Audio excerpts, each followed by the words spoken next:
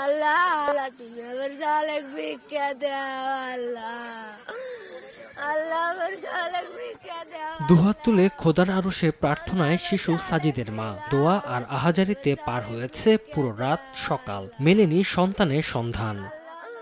আমি আমার কাছে শিশু সাজিদকে অক্ষত অবস্থায় উদ্ধারে ৩৫ ফিট গভীর গর্ত করেছে ফায়ার সার্ভিস। বৃহস্পতিবার সকালে পাশ দিয়ে সুড়ঙ্গ খুঁড়ে গভীর নলকূপের গর্তে চালানো হয় সন্ধান। তাতেও শিশুটির অবস্থান জানা যায়নি। পরে পাশের মাটি সরানো সহ নানা কৌশলে শিশুটিকে উদ্ধারে কার্যক্রম অব্যাহত রাখে ফায়ার সার্ভিসের সদস্যরা। এক্সকাভেটরের মাটি উত্তোলনের কাজ শেষ হয়েছে, এখন আমাদের অনুসন্ধান চলতেছে। অনুসন্ধানের পর বোঝা যাবে আমরা ৩৫ ফিটের মধ্যে ভিকটিম পাচ্ছি কিনা। আর যদি পাওয়া না যায়, যদি ডিপে চলে যায়, তাহলে আমাদের অন্য ব্যবস্থা করতে হবে।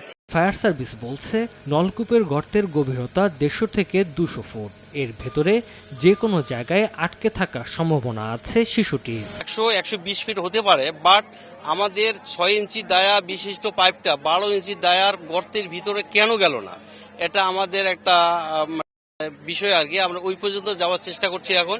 ঘটনাস্থলে মেডিকেল টিম এবং স্থানীয় প্রশাসন উপস্থিত রয়েছে। শিশুটির জন্য প্রার্থনা করছেন শত শত মানুষ। দোয়া করছি আল্লাহর কাছে আসে মায়ের বুকে যেন লাগায় দেয়, মায়ের বুকে খালি না হয়, মায়ের বুকে যেন আসে মায়ের বুকটা যেন ভরে যায়। সারা রাত কান দিচ্ছি, আল্লাহর কাছে দোয়া করেছি। গর্তটা যখন হয়েছিল তার নিজস্ব জমি, তাকে একান্ত উচিত ছিল বন্ধ করে দেওয়া। বুধবার দুপুরে তানোরের কোয়েলহাট গ্রামে পরিত্যক্ত গভীর নলকূপের গর্তে পড়ে যায় ২ বছরের শিশু সাজিদ। তাকে উদ্ধারে রাজশাহী ও চাঁপাইনবাবগঞ্জ ফায়ার সার্ভিসের ৩টি ইউনিট কাজ করছে। সময় সংবাদ, রাজশাহী। মা, পিম্পল ৫ দিনেই চলে যাবে। যাবে না মা।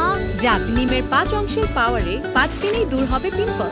হিমালয়া পিউরিফাইং নিম ফেস ওয়াশ।